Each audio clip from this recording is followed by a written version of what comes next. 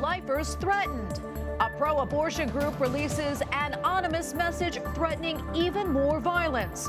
We have a report and reaction. Vested interests.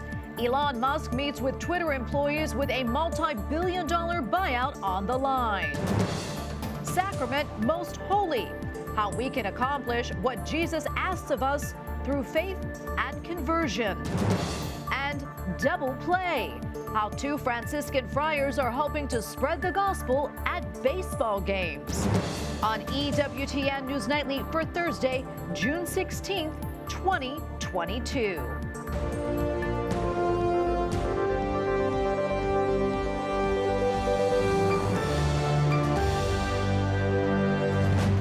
Thank you so much for being with us tonight. I'm Tracy Sabol. The violent pro-abortion group Jane's Revenge announced just this week that its month of mercy is over. The group, which some have labeled as domestic terrorism, now declares it is open season on pro-life groups in response to reports that the Supreme Court is poised to overturn Roe versus Wade.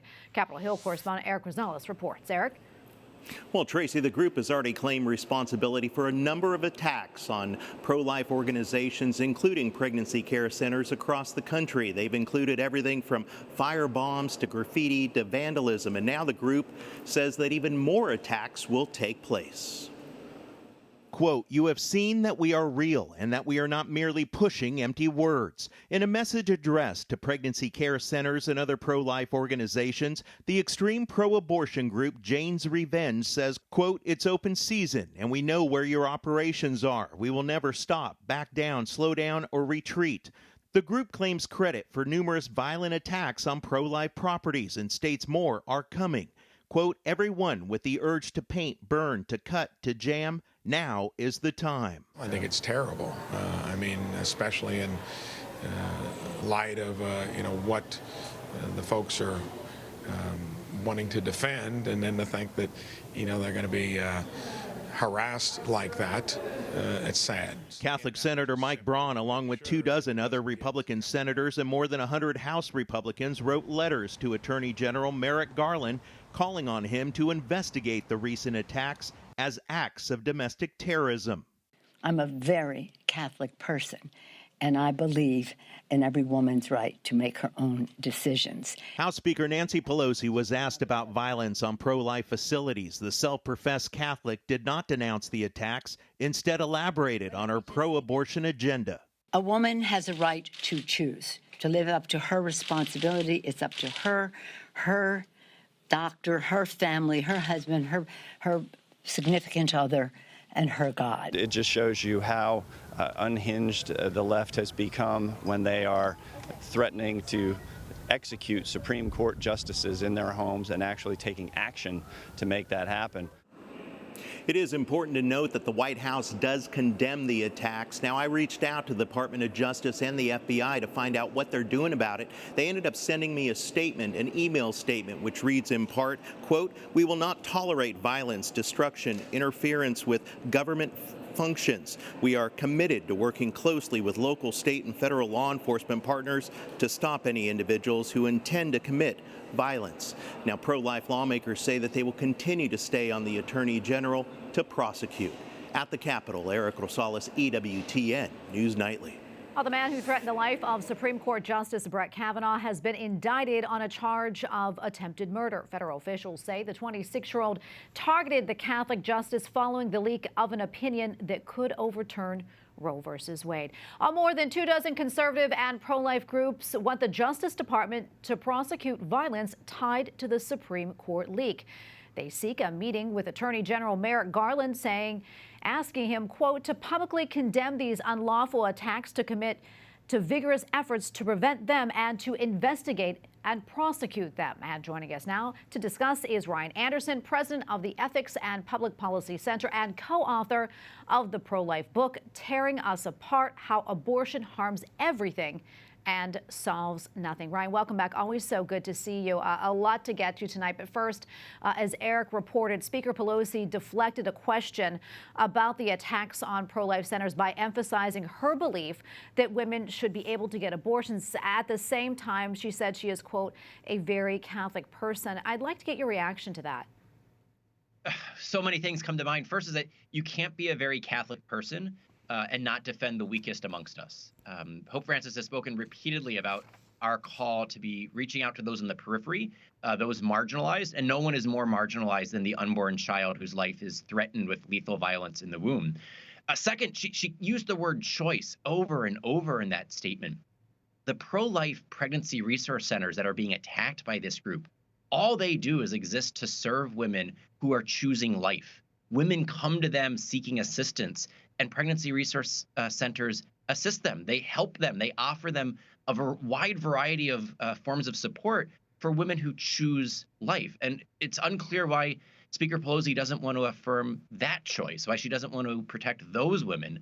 It just seems it's a missed opportunity for her to speak clearly and condemn violence and tell Jane's Revenge to stop doing this. Yeah, and speaking of that, I want to talk about that statement now from that pro-abortion group that's been attacking the pregnancy resource centers. The statement says in part, quote, "We promise to take increasingly drastic measures against oppressive infrastructures. Rest assured that we will, and those measures may not come in the form of something so easily cleaned up as fire and graffiti." And it seems, that's pretty clear they're threatening even more violence. Ryan, what do you make of all this?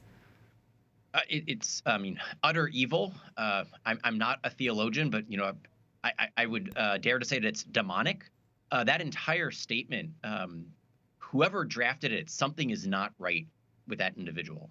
It just struck me as pure evil, likely demonic. It has no place in American society. The idea that what's been taking place over the past month is nothing compared to what we're about to see is something that should be getting the attention of the White House, getting the attention of the Department of Justice. There should be forceful condemnations of this from both sides of the aisle. You don't need to be pro-life to say that we're against violence for pro-life resource centers. Yeah, and I understand that you signed on to a letter to Attorney General Merrick Garland asking for the Department of Justice to address these ongoing attacks. Tell us more about that, and have you received a response? Well, we haven't received a response yet, but the reason why we're calling on DOJ to respond to this is that there are a variety of federal laws that are being violated by these groups. This shouldn't be left just to local law enforcement. This shouldn't be the situation where pregnancy resource centers that operate on a shoestring budget and based upon volunteer hours have to hire private security for their locations. There's a federal response here because federal laws are being violated. And so far, we've heard crickets. I mean, if you reach out to them asking for a comment, they might give you a response, but they have not been a forceful presence in condemning these attacks or in beefing up measures to protect these entities that are, under threat. Yeah, and I know the FBI defines domestic terrorism as related to abortion as unlawful use or threat of force or violence in furtherance of ideological agendas relating to abortion. Now, based on that definition by the FBI, should the actions that we are seeing from these pro-abortion groups, should they be considered domestic terrorism? So I asked a couple legal experts, because I'm not a lawyer myself, and I asked them that question, and they all said, based upon that definition that you just read just a moment ago, that it sure looks like many of these attacks fit as domestic terrorism. But even if they don't fit the domestic terrorism label, they all violate the FACE Act, which is a protection to make sure that both access to abortion clinics and access to pro-life pregnancy resource centers are protected. And the attacks on churches violate a federal law that protects religious spaces. So there's a variety of federal laws that DOJ, the FBI, the Department of Homeland Security could be enforcing, even if it doesn't quite fit the definition of domestic terrorism. Although the legal experts I spoke with said it sure does look like it fits that definition. Yeah, well, we're going to leave it right there. Ryan, thank you so much for your time. Always great to get your insights. Thank you. Coming up, Twitter talk, assessing the future of the social media giant and its impact on political dialogue. Plus, Corpus Christi, what Jesus asks of Catholic faithful in the sacrament of the Eucharist.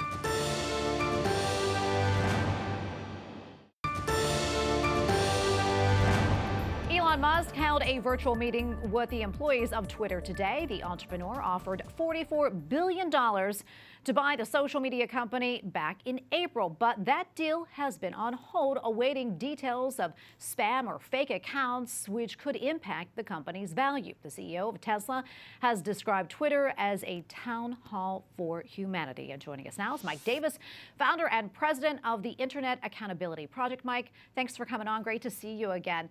What more do you know about this meeting between Elon Musk and the employees of Twitter today?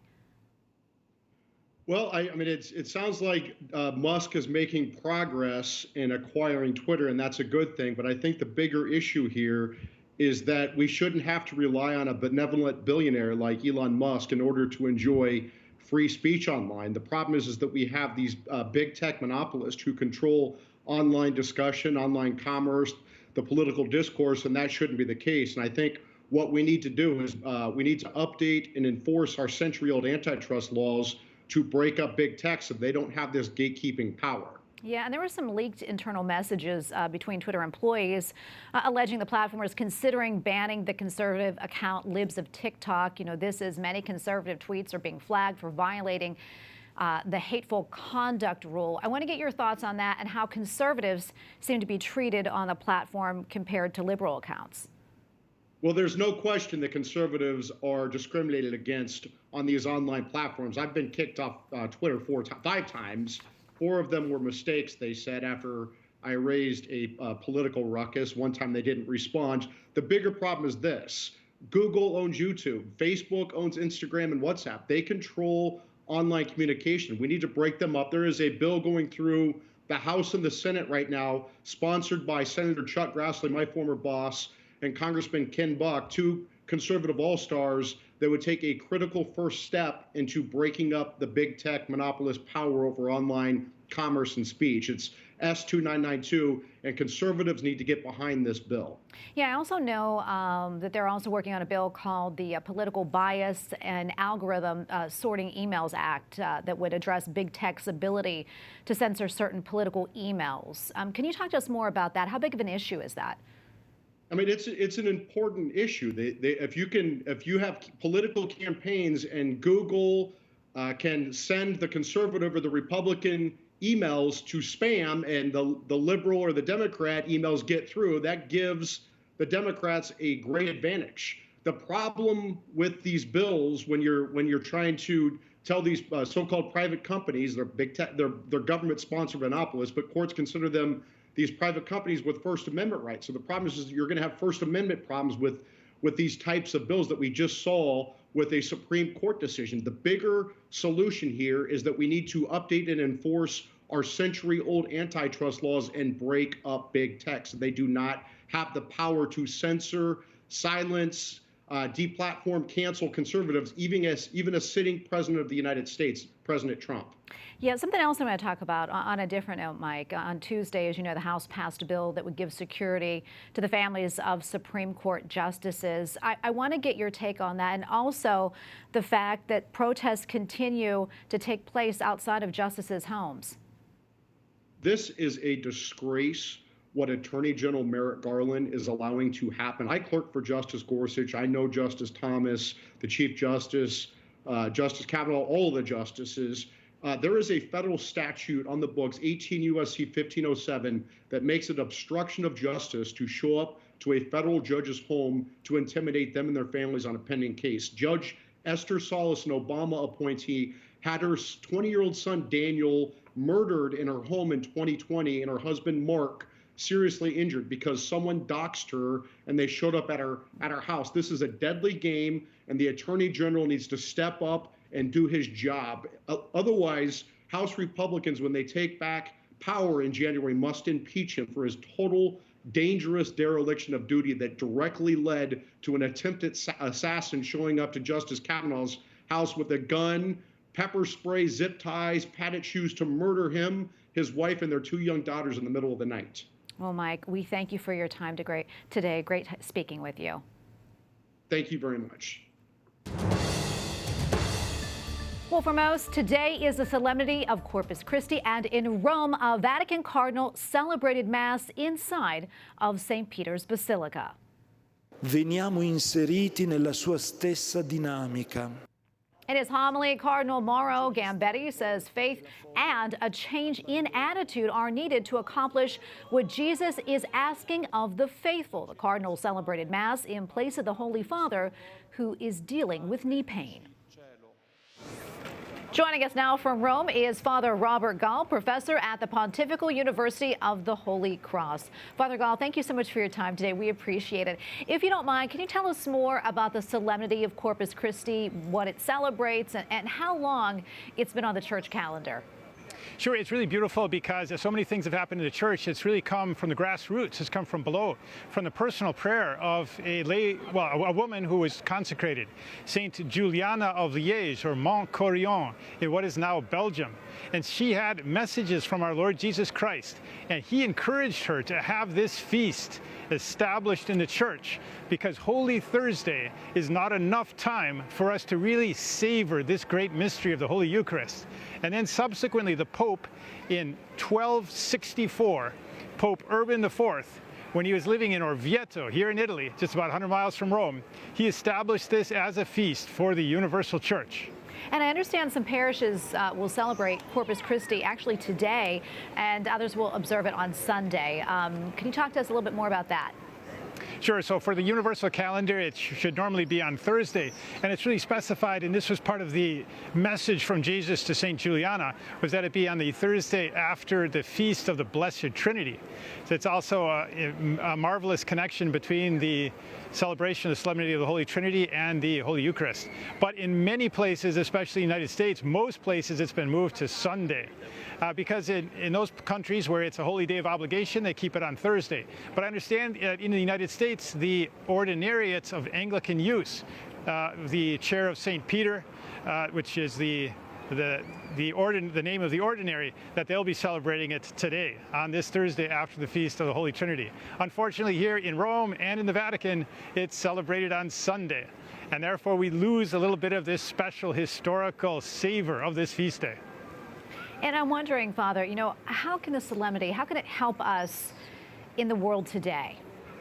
Well, what's really important here, and I think this can help us to appreciate it, that at the time when this was established as a solemnity in the church, there wasn't much of a tradition of really looking at the Holy Eucharist.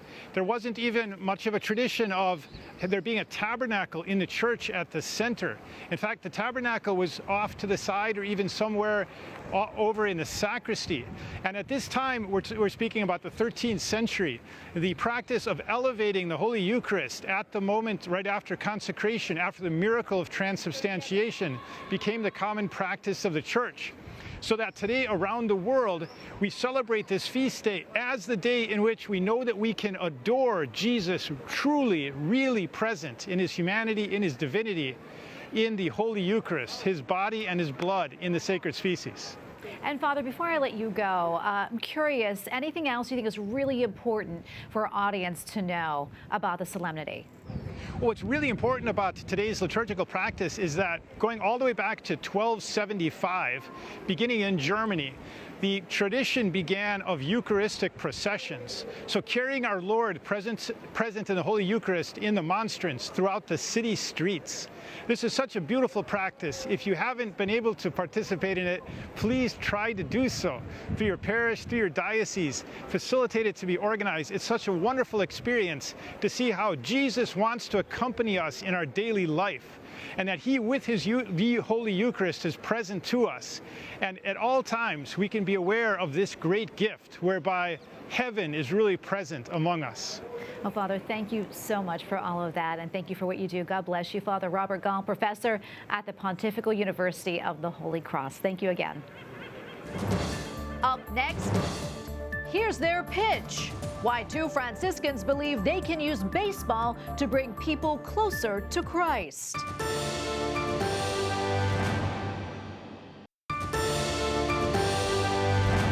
U.S. Catholics were the largest contributors to the Peters Pence Fund in 2021. Donations tallying some $13 million comprised almost 30% of the total.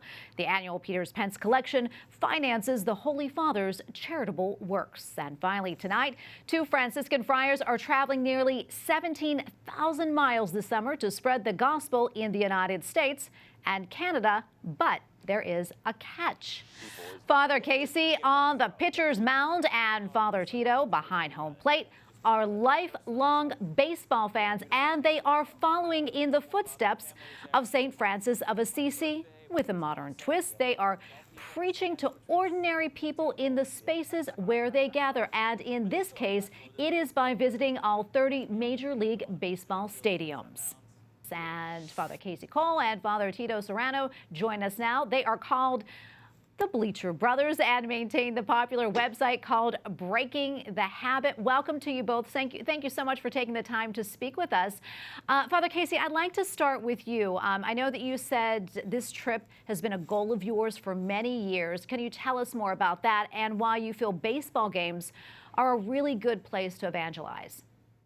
Yeah, so it may seem strange as Franciscans to go to these modern places, but this is what Franciscans have always done. We've gone to the marketplaces, to the city squares, to preach to people in language they understand. And so 9 years ago, Father Tito and I were in novitiate, and we were told that we needed to find a way to do that in our world today. Where are people gathering? And so as baseball fans, we thought, why not go there? And so it's a childhood dream, but it's also a great opportunity to meet people. Baseball is a sport that has a lot of lulls. It has a lot of quiet time, a lot of in between the action, and it lends itself to conversations. And Father Tito, I want to address you at this question. What's been the reaction from everyone there? I mean, have they been receptive to your message? For the most part, yes. I mean, there's been a lot of different reactions. We've had some people who are very curious, a lot of people who don't know who we are, what we are. And that prompts them to come up and ask, what are you wearing? Why are you wearing that? And they ask that in a myriad of different ways. But yeah, there's been plenty of actually really wonderful conversation. And some people already Catholic know who we are and are very excited about what we're doing. And some people who are not and have never heard of us are intrigued by what we're doing. So, for the most part, it's been very, very positive. And I'm wondering, what have been some of the highlights so far for you? I think especially as a part of the synodal process, it's about talking with people, but it's really about listening to people. We're going to places where people gather that aren't coming to church, and we want to ask the question, why aren't you coming to church? What's your experience like?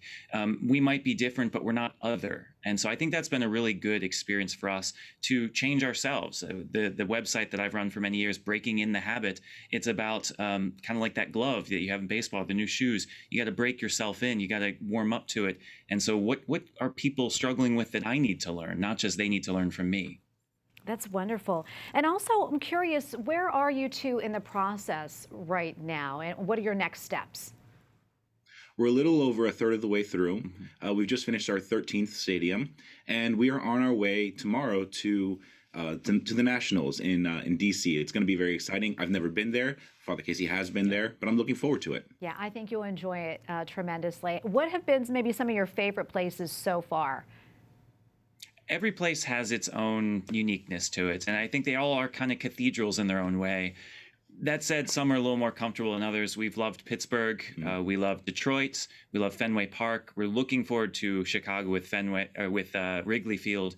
But there is really something to find in all of it. I think that's the beauty that is baseball, but it's also just being a Franciscan, being able to find the goodness and even maybe some of the dirty things. Yeah, and I'm curious also, what were some of the questions that maybe people have asked you along the way? I think the most common question we get from the get-go is, are you Jedi? Yes. And so we kind of laugh. We say, no, we're Franciscan friars, and there's a bit of a blank stare at times. And we say, we're Catholic priests. And awakening starts happening, like, oh, okay, Catholic priests, I've heard of those. And then we engage in conversation, and that a lot of times they ask us questions. Well, sometimes they might see us with a beer in our hand. Are you allowed to drink? Yes, we are. And it begins a conversation where they begin to see, oh, despite the fact that you're dressed kind of oddly, you're very normal. It's really about a relationship, too. I mean, I think we talk about these high political issues. We talk about right and left. We talk about these things that divide people. But really, it's an essential question of evangelism and people not even knowing the basics of faith. And it starts with saying, that guy looks normal. I trust him. And now maybe we'll have a conversation. And that's what we hope we're doing this summer. And what would you like people to know about this journey that you're taking? Well, I think that it's the mission of us all. You could look at us as St. Paul or St. Barnabas or something like that, but really the church spread in the early days because people gossiped the gospel. They shared from their own experience, and we are all called to be missionaries. Jesus sent us all out. So especially for people who don't wear special garb, who aren't in religious vows, you have an opportunity to go into the secular world and to be a witness to the good news. And any final thoughts before I let you both go? I just think that, the beauty of what we're doing and what makes it so interesting is as much as we are supposed to seek Jesus out, Jesus first sought us out. And that's what we're trying to do. Jesus went to the marketplaces. That's what Francis was modeling when he told us to do that. He encountered the people and then invited them. And I think we're trying to do the same thing in a very approachable way. Yeah, absolutely. Well, thank you both for speaking with us. God bless you, and thank you for what you're doing. Absolutely. Thank you. Thank you. And we thank you for watching tonight. For the entire EWTN News Nightly team, I'm Tracy Sabol. Good night and God bless.